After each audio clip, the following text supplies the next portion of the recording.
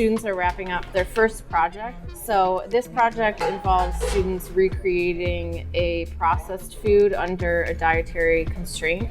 We have vegan drumstick ice cream, we have nut-free Snickers.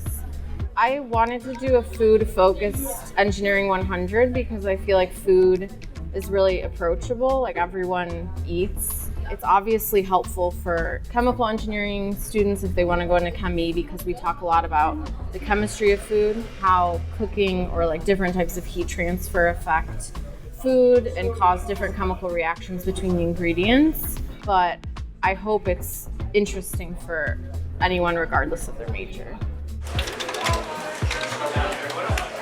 It highlights food science and food engineering, obviously, but it also focuses on technical communication, which includes presenting, working with the team, writing emails, basically preparing them for any kind of communication they would need to do in the industry after college.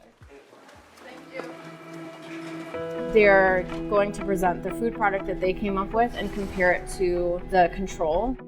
They'll also be talking about how they created it and the different variables that they tested and the different procedures they went through to get there.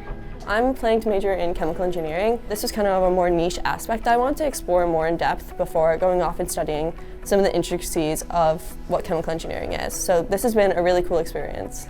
My group chose to do Dunkaroos and making them vegan. We were really scared that we were going to run out of time. It seemed like they enjoyed our product. Our video sold it. Everyone was saying it was great. And then overall, no, I think we did pretty good. At least I'm hoping, fingers crossed.